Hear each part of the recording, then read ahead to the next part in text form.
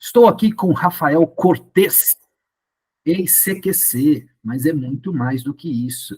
Ele que é jornalista, humorista, cantor, apresentador, vai nos contar um pouco da sua trajetória profissional.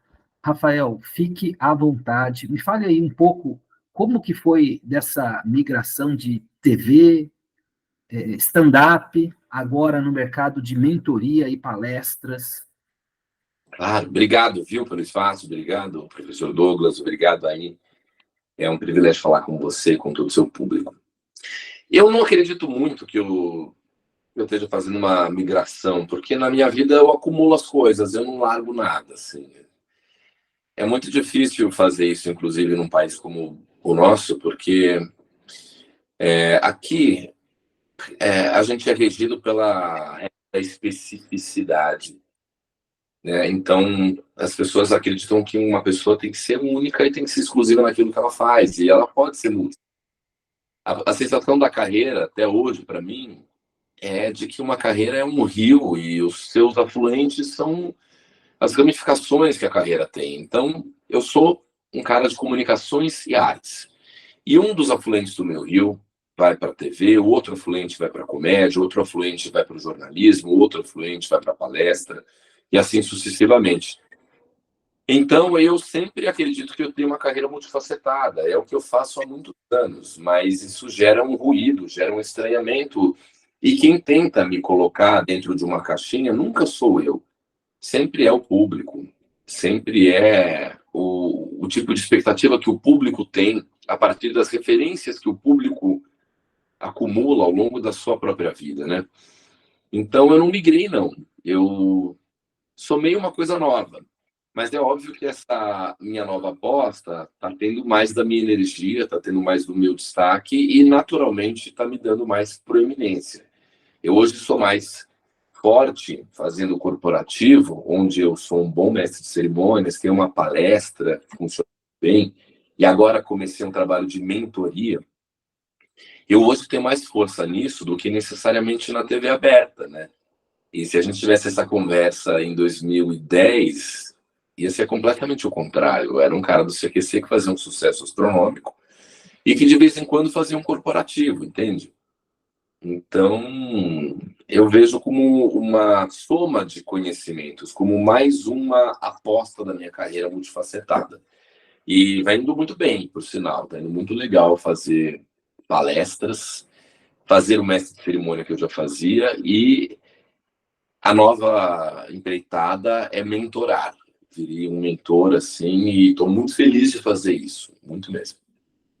Bacana. Rafael, com essa sua carreira rica e diversificada, né, que agora nesse mercado aí mais corporativo, como palestrante, e também mentor nesse contexto corporativo, na sua percepção, na sua visão, na sua experiência, quais características que diferenciam os líderes de sucesso em termos de comunicação? Porque, assim, como você mencionou, em toda a sua trajetória profissional, é um grande rio, talvez, de comunicação, e você vai ramificando aí em várias vertentes. Como que você percebe essa importância para os líderes? Olha, eu acho o componente do ego um componente absolutamente importante para ser discutido. É, inclusive, um tema que eu imagino que eu vá palestrar muito em breve. Eu estou pensando que uma das minhas próximas empreitadas como palestrante é falar sobre ego. Ego é algo a ser ajustado e necessariamente, obrigatoriamente, tem de ser ajustado por toda e qualquer pessoa na vida, especialmente pessoas de liderança.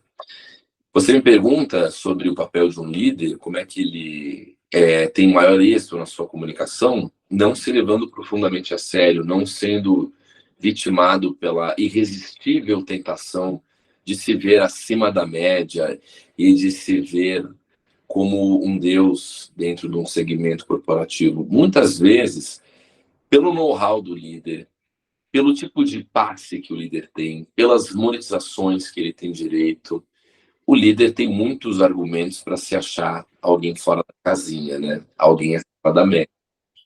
E no Brasil, que é um país muito subserviente, o Brasil é um país muito mal resolvido com seu enorme complexo de vira-lata, em função do tipo de colonização que a gente teve, em função do tipo de subserviência que a gente tem a outras culturas mais antigas, ou culturas mais ricas, né, como a cultura americana. O Brasil já tem todo essa predisposição para dourar a pílula de alguém, né? A gente tem essa coisa, assim, a gente fica muito deslumbrado com quem tem poder, com quem tem conhecimento, com quem tem dinheiro e ganha melhor. Então, muitos elementos ajudam um líder a ficar acreditando que a sua vaidade, o seu ego, realmente fazem sentido. Mas no mundo corporativo, quem souber lidar com ego, quem for humano, quem lidar de igual para igual, líder que trabalhar tete a tete, olho no olho com seus times, com suas equipes, essas pessoas vão fazer a diferença. Eu digo que uma das maiores atitudes transformadoras, já que eu falo sobre atitude transformadora, é o tema da minha palestra, é o tema da minha mentoria, é o tema do meu livro que está saindo agora. Para um líder, uma grande atitude transformadora é se humanizar em relação à sua equipe. E mais, instruir o seu staff que faça o mesmo. Que tem líderes que se humanizam, que são legais, mas estão blindados pela secretária. Tem líder que tem uma postura de igual para igual, mas tem aquele staff que fala assim, ai, não chega nele, não chega nela, não pode. Cuidado, ai, olha lá. E aí, enfim, não é só se humanizar. É se humanizar e instruir o staff a fazer o mesmo. Porque eu digo que as equipes que trabalham com líderes humanizados, elas fazem das tripas do coração para bater as metas, claro, porque querem o dinheiro, porque tem as bonificações, etc. Mas quando elas trabalham com líderes humanizados, elas também trabalham com amor, trabalham por amor, trabalham por eu gosto dessa pessoa que lidera. Eu vou vestir a camisa porque eu admiro, porque essa pessoa me trata bem, entende? Humanização é tudo. Entendi. Você tocou aí no seu projeto Atitude Transformadora. O que você ensina nessa palestra? Além dessa questão da humanização, ou quais caminhos para tornar os líderes mais humanizados, as equipes? Quais são os elementos, os ingredientes para ter uma atitude transformadora? Na minha palestra, eu falo sobre atitudes transformadoras para toda e qualquer pessoa de vida profissional. Tá? Eu não foco só nos líderes. Eu digo quais são as atitudes transformadoras, por exemplo, que uma pessoa em início de carreira pode ter. E por início de carreira, não estou só dizendo de um estagiário, de um trainee, de um jovem. Estou dizendo também de uma pessoa que inicia uma nova carreira. Tem muita gente que migra de áreas em algum momento da vida profissional. Quais atitudes transformadoras pessoas em inícios de carreira, jovens ou não, podem ter? Também falo sobre quais as atitudes transformadoras que a gente espera desse líder, dessa líder, de pessoas que estão em cargos de liderança. Como eu disse a você, humanização, para mim, olho no olho, jogar de igual para igual, tratar todo mundo bem, não ter ego suficiente para se ver acima da média, isso para mim é uma atitude transformadora e tanto.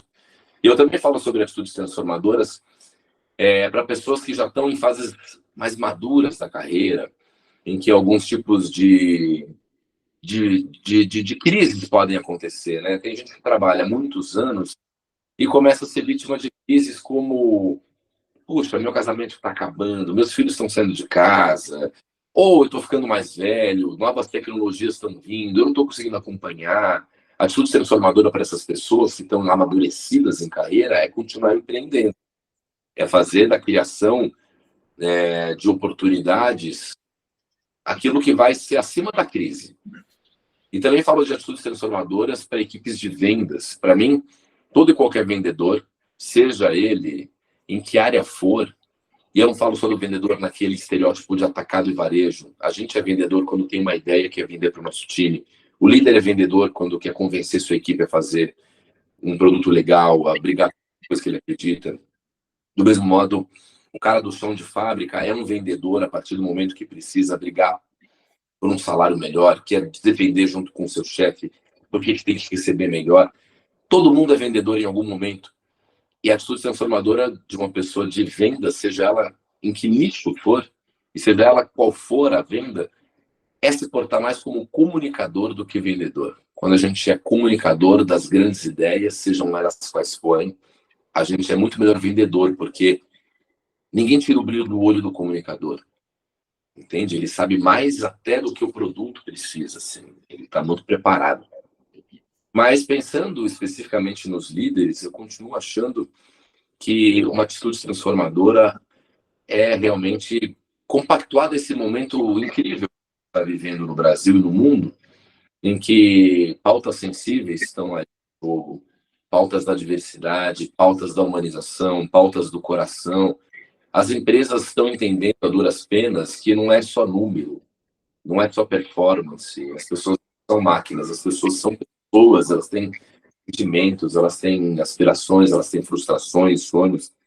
Quanto mais um líder tiver ciente de que esse mundo é sensível, de que o mundo não passa mais por cima das individualidades como uma máquina inteligente em prol do capital, quanto mais humanizada for a relação que o líder travar, mais de acordo com o mundo que a gente está vivendo hoje, mais ele teve uma atitude transformadora. Isso é um processo que não é tão difícil de chegar, entende? É se abrir para isso e domesticar o tal do ego, como eu já disse. Considerando esse cenário aí que você traz, Rafael Cortes, qual o papel do humor na liderança? Você que é um humorista, traz essa questão de tornar talvez a liderança um pouco mais leve, mais humana. O humor pode ser um ingrediente para aproximar as pessoas, para conectar, e qual é o limite para, de repente, a pessoa não assumir também um papel que a pessoa perde um pouco a credibilidade, ela está sempre brincando. Você, como um humorista profissional, qual é o tom? Uso, não uso? Como eu uso? Olha, eu como comediante, eu sempre vou indicar o humor em qualquer instância, tá? Eu sou um profissional da comédia, como você gentilmente disse, e é verdade. Então, é como gostar do próprio filho, obviamente, né? A gente, quando tem filhos, e você também tem, né? A gente acha os nossos filhos as coisas mais lindas do mundo. A gente quer que as oportunidades sejam dadas a eles, né? A gente fala, vai, pega meu filho aqui, ó, dá uma atenção. O humor é um filho muito querido que eu tenho na minha vida. E eu sou profundamente fã do humor porque eu também entendi que o humor tem um papel muito importante na consolidação de conceitos. O humor não é apenas disruptivo, o humor não gera apenas a tal da serotonina de que a gente precisa, o humor não desanuvia apenas, o humor não é um elemento que, ufa, quebra um clima ruim, ele dá uma liberdade para as pessoas, ele cria uma leveza, especialmente num ambiente sisudo como corporativo. Eu tenho certeza do que eu vou te dizer agora, Douglas. O humor, ele é completamente importante para fixar conceitos. Na minha palestra Atitude Transformadora, quando tem alguma coisa que eu quero mesmo que a pessoa guarde, mas guarde não só na cabeça, mas no coração, eu coloco uma piada nesse lugar, porque ela não vai esquecer esse momento. Tem momentos importantíssimos de informações, speeches e conceitos da minha palestra que estão abraçados por algum tipo de piada, ou no slide, ou aqui na minha fala. E no que eu faço a piada e a pessoa deu risada, eu falo para a plateia assim, vocês não vão esquecer isso que eu estou dizendo. Porque o humor, ele ajuda a gente a fixar os conceitos. Quando a gente fala, ó, vou te passar uma informação importante, ela está aqui nessa planilha, veja o gráfico. A gente naturalmente entra no modo meio download, gráfico, planilha, vamos lá. Hein? E faz todo mundo daquela cara de vou prestar atenção, mas o pensamento está lá em Nárnia. Agora, se eu te disser, Douglas, vou te contar uma piada. Ó. Você já se prepara todo, tudo em você, como receptor da piada, vira atenção. O seu ouvido ouve melhor, o seu cérebro registra, o seu corpo muda, fala, peraí, piada, isso me interessa muito. E se essa piada traz uma informação importante, um conceito corporativo, que é muito necessário de ser fixado, muito dificilmente você vai esquecer dessa piada. Porque junto com ela veio uma informação que está no seu dia a dia. E mais, você vai passar a olhar essa informação importante com uma outra cara. Cara, o Cortez veio aqui e falou um negócio que é essencial para a empresa, essencial para mim, na minha vida corporativa, mas ele fez isso de uma maneira tão leve que me mostrou, inclusive, que ela não é esse cavalo de Troia. Então, eu sou parte de um time de poucos comediantes ou profissionais que usam a comédia, que batalha ideologicamente essa comédia mesmo. A gente tem uma ideologia em cima disso. Eu, a Mariana com Y, Bruno Romano, Murilo Gun, Marcelo Marrom, pessoas que são profissionais ou que estão muito perto de ser profissionais da comédia, que falam, gente, a comédia é disruptiva, mas ao mesmo tempo ela é consciência pura. Então, eu sou a favor. Claro que uma empresa que opta por trazer um comediante ou uma pessoa que tem um trabalho forte de comédia para dentro da sua plenária, ela é uma empresa que tem totalmente o meu respeito, porque ela é ousada, ela passou por cima de um medo inicial. E eu entendo o tal do medo e sei que esse medo é alimentado muitas vezes pela própria classe da comédia. Porque, infelizmente, a classe da comédia é muito desunida e pelo tal do ego, tem muito colega meu indo com dois pés no peito na sociedade hoje, fazendo piadas que são, obviamente, inadequadas, mas fazem isso porque falam, quer saber, eu sou um contestador, eu sou um anarquista. O meu tipo de humor é um humor revolucionário.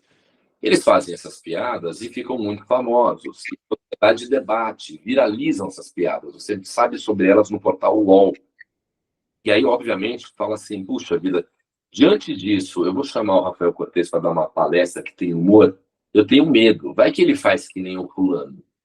Mas a gente consegue apagar esses incêndios criados pelo próprio meio do humor, o que deixa a minha tarefa ainda mais legal, assim. Quando uma empresa me contrata, eu sei que, de certa maneira, eu estou fazendo justiça com o próprio meio do humor, sabe? Eu estou mostrando que nem todos os humoristas são iguais e que todo mundo dentro de uma convenção, dentro de uma plenária importantíssima, no dia mais importante do ano na empresa, pode rir comigo, sem esbarrar em preconceito, bullying, sexualidade, capacitismo, etarismo ou qualquer outra dessas pautas assustadoras, sabe? Então, é um trabalho incrível. Parabéns. Eu gostei muito da ideia do humor ser uma chave mestra para acessar as pessoas, sobretudo numa palestra, né, que muitas vezes o pessoal vai falar, realmente, mais alguém apresentando dados, eu já sei de tudo, eu não quero, e aí a piada, o humor, ele acaba sendo uma chave mestra ali, abrindo principalmente o coração, como você destacou.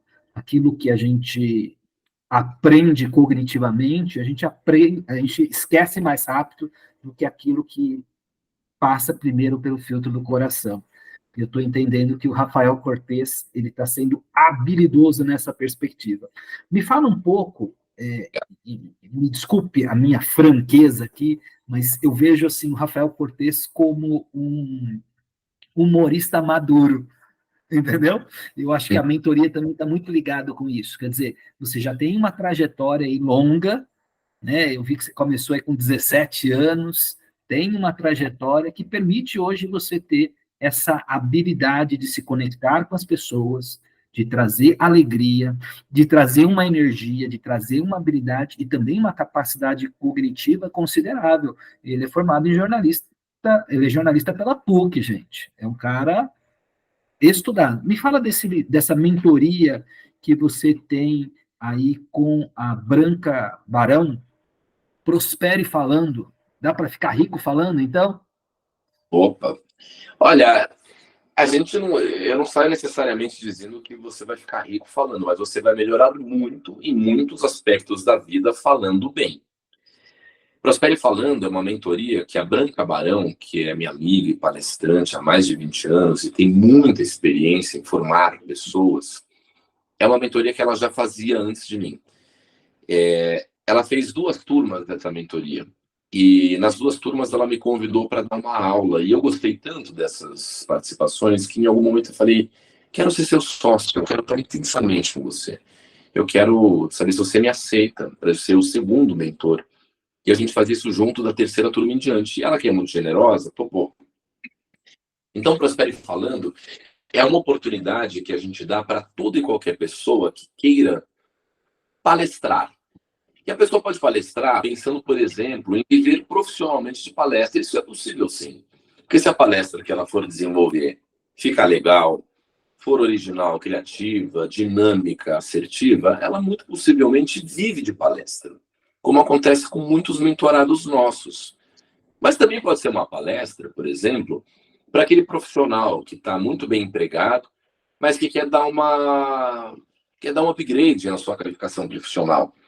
A gente tem mentorados que não saem da vida corporativa que tem, estão empregados em potências, em empresas incríveis, mas foram fazer a palestra, a mentoria conosco, pensando em se comunicar melhor com seus times, pensando em performarem melhor quando precisam passar um conteúdo. Acredite, tem muito executivo que, por mais capacitado que seja, não vai bem no palco.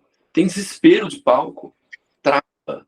Eu faço mestre de cerimônia o tempo inteiro em convenções em que eu tenho que estar em cima do palco ao lado do CEO. Porque é um pedido do próprio CEO. Cara, eu tenho medo. Fica do meu lado e eu fico do lado do apoio. Nossa, sério? Olha essa planilha. Puxa, isso aqui é uma coisa, um dado desse ano. Eu fico só fazendo perguntas que vão jogando o cara para cima. Então, nossa mentoria é para ajudar as pessoas a falarem melhor. E a gente ensina como formar uma palestra do zero. Assim. Uma palestra a partir do zero, eu não diria assim, porque nenhuma palestra nasce do nada. A gente ouve os nossos mentorados, entende o que eles estão fazendo e sugere um caminho que já é orgânico em relação àquilo que eles fazem em suas vidas e que pode ser o tema da palestra. Tem gente que fala assim, eu queria muito falar sobre superação. Mas você olha a pessoa e fala assim, o teu tema não é superação. Olha a tua história de vida. Olha a sua história de vida, você é uma pessoa descontraída, você é uma pessoa leve, seu tema é a leveza. Um exemplo, eu fui falar sobre a atitude transformadora porque é o único tema possível para mim. Agora, eu sei que não é o tema mais popular. Eu não sou o palestrante que mais vem de palestra, porque o meu tema não é quebrar barreiras, se reinventar. Eu vejo vários palestrantes que são medalhistas olímpicos ou que são esportistas e podem falar sobre a superação, ser um herói. Eu não ganhei nenhuma medalha, então esse não pode ser meu tema. E também está muito cedo para fazer uma palestra sobre paternidade, que é um tema, inclusive, mais popular do que a atitude. Eu não poderia ser o Piaget, por exemplo. O Piaget faz isso com maestria, porque ele tem um lugar de fala. Agora, o meu lugar de fala é atitude. Eu fiz 6 anos de CQC, que é uma coisa mais pé na porta, mais cheia de tudo do que CQC, que falava com todo mundo que não queria falar, que invadia os eventos. Se você fugisse de mim, eu fazia você falar comigo. Isso é atitude pura. Então, a gente instrui os nossos mentorados qual o caminho que eles podem seguir a partir da organicidade dos seus temas, da vivência que eles já têm. E é um trabalho maravilhoso. É a única mentoria que eu conheço hoje que tem realmente uma prática no final. Assim, a gente não só ensina através de muitas aulas, mas a gente coloca essas pessoas para dar palestra na prática. A gente joga elas no leões. O final das nossas mentorias, a gente faz uma atividade prática em cima de palco, com plateia. E a plateia não é só amigo e familiar, a gente bota gente de RH, a gente bota empresa, entendeu? São palestras pockets, você tem que sintetizar todo o seu conhecimento em 15 minutos. Vamos lá, você vai dar conta? Então, é um barato. Faço isso e nós temos também uma mentoria para empresas, que é um produto fechado mesmo, assim. Empresas que queiram que seus times se comuniquem melhor, empresas que tenham executivos que precisam dar uma descomprimida, podem e devem nos acionar, porque a gente ensina essas pessoas a se comunicarem de um modo melhor, de um modo mais vivo, de um modo mais humanizado, de um modo que faça com que elas performem melhor e consigam ganhar mais dinheiro, que é o objetivo de quase todo mundo. Excelente, Rafael. Você está me falando aí sobre essa relevância da comunicação e como, de certa maneira, conectar com a história de cada um para construir a palestra. Mas talvez alguém que esteja nos vendo, ouvindo ou lendo a matéria vai falar assim, mas eu sou meio travado, eu até gostaria de fazer uma piada, mas eu não tenho graça. Dá para aprender a ser engraçado? Dá para aprender todas as habilidades de comunicação? Será que eu consigo, assim como Rafael Cortez, ter essa atitude de, por exemplo, cravar ali a entrevista ou chegar para o meu chefe, ou chegar no cliente com mais segurança, com mais determinação? Como que eu faço isso, Rafael? Claro. Olha, tudo na comunicação, tudo, seja o lado do humor na comunicação, seja o lado da retórica na comunicação, seja o poder de oratória na comunicação, seja a concisão de dados e o quanto que você consegue administrar o seu raciocínio, tudo na comunicação, para mim, passa por dois campos. O campo técnico e um campo que não se explica, que é um campo de vivência, que é um campo de feeling. Técnicas de comunicação existem milhares, e tem gente que dá técnica de comunicação muito melhor do que eu e do que a Branca Barão, você tem certeza disso. Tem gente que vai ensinar você as técnicas da arte da redação, a arte da fala, como você desenvolver um raciocínio que seja tão eficaz hoje, que nem parece que você fez, parece que foi aquela inteligência artificial, enfim, né? Como é que é o nome daquele? O Chat GPT. Chat GPT. Chat GPT. E tem gente que ensina você como ter um raciocínio Chat GPT. Ok, essas técnicas existem. A gente também ensina essas técnicas, não com a mesma maestria de um profissional que só vive de... Eu acho que o nosso DNA, o meu e o da Branca, é que a gente estimula você, mentorado, ou toda e qualquer pessoa, a buscar uma confiança dentro de si, em que a sua própria segurança de palco, a sua própria autoestima, o seu próprio poder de aceitação pessoal farão com que surjam coisas incríveis que não são computadas na técnica, como o carisma, como poder de atração. Isso, para mim, é mais importante do que a técnica em si, sabe? A gente ensina a técnica também, mas o que a gente está estimulando as pessoas é que elas tenham uma confiança em si. Porque quando você tem autoestima, quando você tem segurança, quando você gosta de você mesmo, naturalmente o seu posicionamento em cima de um palco é outro. Você pega o microfone de outra maneira. E isso eu acho que é um dos diferenciais do nosso curso, sim. Sem dúvida. E essa mentoria acontece como? É online, é presencial, é quanto tempo? Como funciona? Se eu quero ser o seu aluno, como funciona? Olha, a maior parte dos nossos encontros são online, em função da velocidade da vida das pessoas, né? Isso quem nos pediu foram os próprios alunos, assim. A gente até gostaria de tentar fazer alguma coisa assim, olha, encontros semanais, mas tem gente que está em outros estados, tem gente que é de outras cidades, tem gente que não tem agenda. Então, a maior parte dos nossos encontros são aos sábados, das 9 da manhã às 13 horas, que é um horário que as pessoas reivindicaram também, que a maior parte das pessoas... Então, a gente passa cerca de 2 meses e meio, 3, fazendo encontros aos sábados, e já vai passando por vários módulos nesses encontros. As reuniões são todas gravadas e ficam disponíveis depois numa plataforma.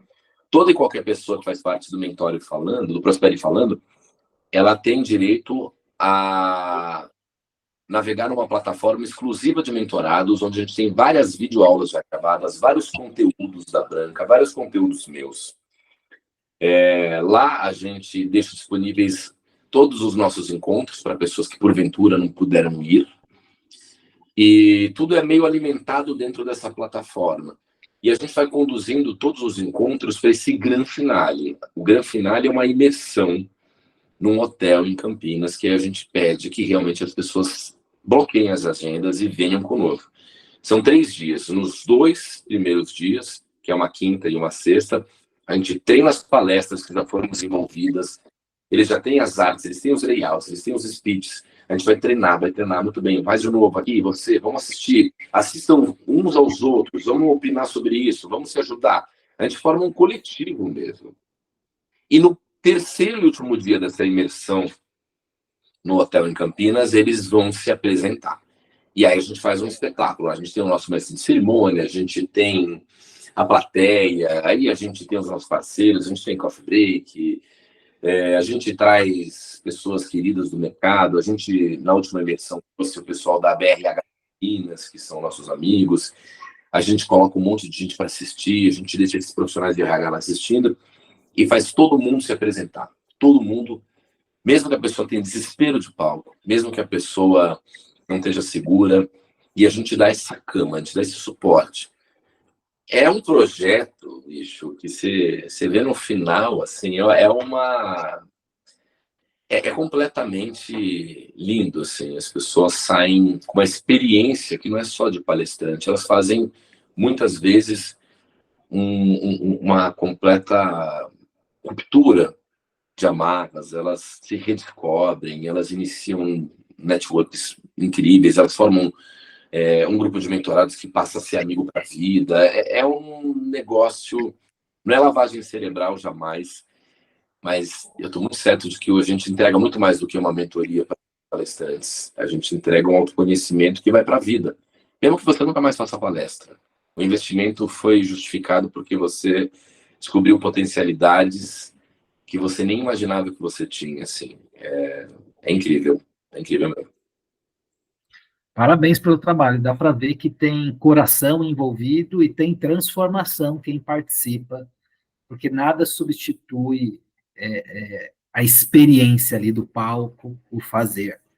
Para É. finalizar, Rafa, que mensagem que você gostaria de deixar para os líderes que desejam melhorar a sua capacidade de se comunicar, ou da sua equipe, ou ainda uma mensagem que torne eles mais humanos, ou que contribua lá com a jornada deles de liderança? Claro. Olha, é o seguinte, a gente sempre tem que entender o mundo que a gente está vivendo, o contexto em que estamos inseridos e, de preferência, não brigar com o nosso tempo. Como comediante, eu te digo que eu resolvi muitos dos meus problemas não brigando com o contexto em que eu estou inserido. Agora, 2024, pautas que antes passavam, piadas que antes eram feitas de todas as maneiras, na época do CQC, ou até antes do CQC, lá no TV Pirata, os Trapalhões, não passam agora. Eu vejo vários amigos comediantes agora brigando com o mundo. Eu quero voltar a fazer aquelas piadas, eu quero poder mexer com todo mundo da plateia, eu quero poder mexer com a pessoa que está acima do peso, eu quero poder fazer piada com a loira. Desculpa, não passa, não pode mais. Não dá. Se você quiser entender por que não pode mais, aí tem que fazer um estudo sociológico, tem que entender um comportamento, um padrão, uma ressignificação do mundo a partir da força das redes sociais, que conectaram mais as pessoas, que fazem todos se levarem mais a sério, etc, etc. Enfim, é muito pesado isso. Eu, como comediante, não brigo mais com o mundo que eu vivo. Ah, então não pode fazer isso? No CQC tinha um humor muito mais ácido. Eu fiz shows de stand-up com humor ácido, com humor que mexia com as pessoas. Não pode mais? Beleza, o que eu posso? Eu encontro caminhos dentro do que eu posso agora e eu sou feliz. E o mesmo eu digo para os líderes, assim, líderes, não briguem mais com o mundo que a gente está vivendo, porque esse mundo não autoriza mais que a gente vá atrás do resultado às custas da individualidade, às custas da felicidade das pessoas. As pessoas querem ser ouvidas, elas têm um desejo ardente por viver intensamente, as pessoas estão sensíveis, as pessoas não vivem mais pelo trabalho, sabe? Elas querem que o trabalho viva por elas também. As pessoas querem ter prazer, as pessoas querem experimentar coisas, as pessoas querem ser ouvidas, as pessoas estão empoderadas. E não há nenhum tipo de número, de objetivo, não há nenhum tipo de meta a ser alcançada que seja maior do que a validade que as pessoas têm hoje. E se a gente souber tratar bem as pessoas, a gente pode continuar cobrando que elas batam metas. Se a gente souber respeitar a individualidade de todo colaborador e colaboradora, tudo bem, você pode continuar atrás dos seus objetivos e fazer a empresa crescer, e botar energia, e cobrar o colaborador, etc. Mas não posso esquecer jamais que no mundo que a gente está vivendo agora, as pessoas são mais importantes do que números. E quanto mais elas tiverem consciência disso, né, as pessoas de liderança, melhor elas vão trabalhar, melhor elas vão performar, porque elas vão ser queridas, elas vão ser respeitosas. Parar de brigar com o mundo que a gente vive é muito importante. O mundo que a gente vive pede humanização e não só resultado. A gente está vendo um monte de coisas acontecendo no mundo agora que são falta de humanização. Talvez as tragédias, as cheias todas dos rios, do Rio Grande do Sul, não tivessem acontecendo dessa maneira se as pessoas fossem humanas suficientes de usar os recursos certos em prol das pessoas e não do próprio bolso, e não da própria ganância, e não da própria inoperância, certo? Então, é preciso ter empatia. O que está salvando o Rio Grande do Sul agora é essa tal da empatia. É a solidariedade do brasileiro, que, cara, às vezes dá uma garrafa d'água, mas ele fala, meu, vou dar essa garrafa d'água. Ou eu não posso dar nada, eu vou lá para tirar a lama, eu vou pôr uma roupa aqui. É isso. As pessoas são próximas de pessoas. E isso faz toda a diferença. Quem souber lidar com isso, quem lembrar disso, não vai se perder no novo mundo que vem aí. É isso. Muito agradecido, Rafael. Eu vou ousar aqui deixar uma sugestão de palestra para você, o poder da adaptabilidade. Eu acho que esse eixo que você entregou aqui, do quanto que os humoristas têm que se adaptar, e olhando para a sua trajetória de vida, o quanto que você se adaptou, o quanto que você tem que se adaptar no aspecto de comunicação, uma hora como apresentador, outra hora como humorista, outra hora como palestrante. Eu acho que dá aí talvez um capítulo a mais para o seu livro, fica a sugestão aí. Poder da adaptabilidade, eu acredito que é vendável também isso, porque as organizações hoje, talvez um dos aspectos, uma das principais dores é conseguir se adaptar. E eu percebo o Rafael Cortez, mais uma vez, maduro, não que você não seja maduro, mas assim, um aspecto assim, hoje você consegue com sutileza, com maestria, conduzir as palavras, e eu tenho certeza que também as pessoas. E essa condução se dá pela experiência, mas principalmente pelo seu coração. Muito agradecido. É muito legal, eu não tinha pensado nisso, é um ótimo tema de palestra, viu? Vamos desenvolver isso juntas aí, de repente você pode ser meu mentor para fazer essa... É verdade, cara, você pode ser o cara que me dá os 12 dons, assim, você pode me conduzir um pouco aí, enfim. Fica o convite aqui para eu explorar essa palestra aqui com uma mentoria sua, Douglas. Ia ser um prazer, cara. Eu estou à disposição. Eu, particularmente, além da revista, eu trabalho também com treinamento e desenvolvimento. Então, Legal. quando você está aí falando, conecta muito com perspectivas de treinamento. Eu também estou com treinamento não chega a 20 anos, mas há uns 15 anos. E quando você atrela emoção e razão, o efeito é muito mais eficaz do que só ir para o caminho cognitivo. E você consegue ir além, porque você traz a questão do humor. E quando você põe uma piada ali no meio, lubrifica o cérebro de uma maneira que outros não fazem.